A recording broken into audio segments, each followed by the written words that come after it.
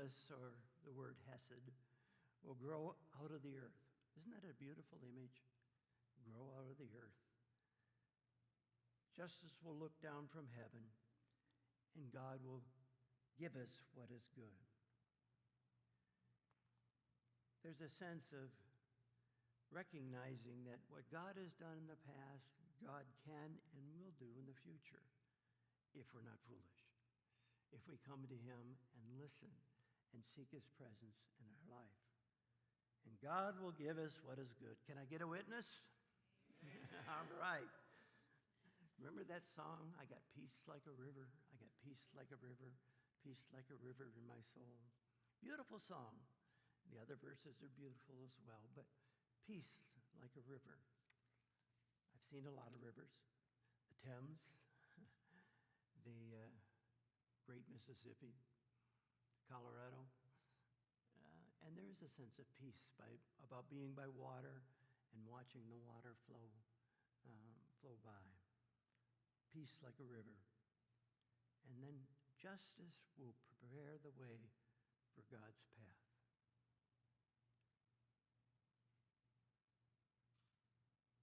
There needs to be justice for God to be present in our world.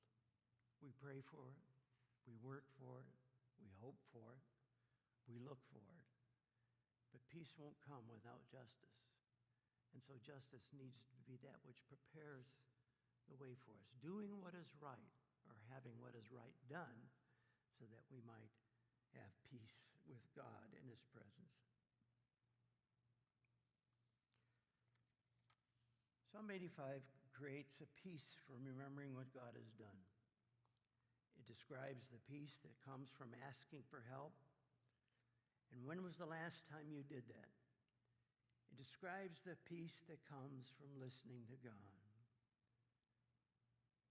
The imagery in those last few verses about faithfulness sprouting up from the earth, justice coming down from heaven, they're powerful images, justice and peace kissing. It describes the peace from asking God for help. When was the last time you did that? When did you ask God for help? It's something we need to do from time to time. We're not omniscient.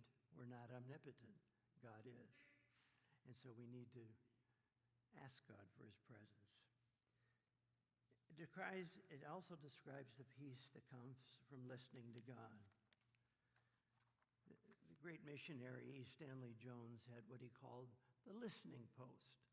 He would get up early in the morning and separate himself from wherever he was and find a quiet place and spend time just listening to God, what God has to tell him for that day. Good practice. And it brought him peace, gave him direction, and it encouraged him in his missionary work. One morning, E. Stanley Jones says he went to his listening post, and God said, E. Stanley, you're tired. Go back to bed. I need that message every morning. And sometimes God will tell us to do things that we need to do, we want to do. Other times God will tell us things that we don't want to do, but still need to do. John Lennon wrote some beautiful words in the song Imagine. Imagine all the people living life in peace. You may say I'm a dreamer, but I'm not the only one. I hope someday you'll join us, and the world will live as one. Peace. Shalom.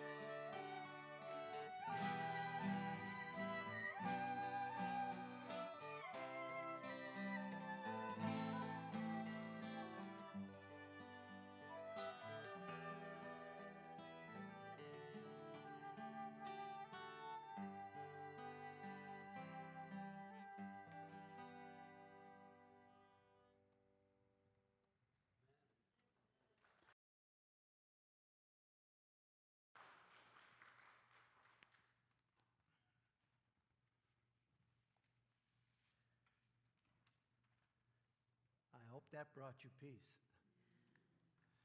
Joanne and I have been to Ireland 3 times. Her maiden name is McLaughlin, so she has a little bit of Irish in her, quite a bit actually. I have a little bit. But that was as well performed as any we heard in any of the pubs. That was a beautiful, beautiful song, and it brought my mind back to Ireland.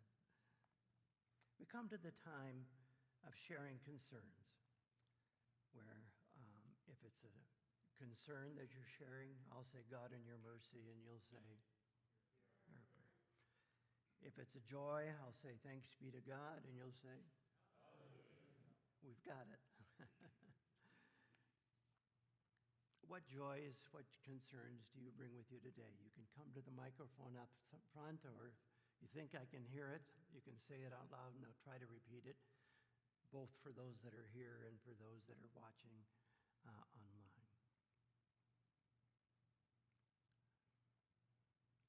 I think we can certainly pray for the candidates on both sides, for their safety and for their health.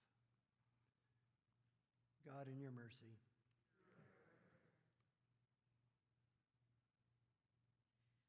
So today is Kirk Swayman's birthday. He's made it for 3/4 of a century and is going strong.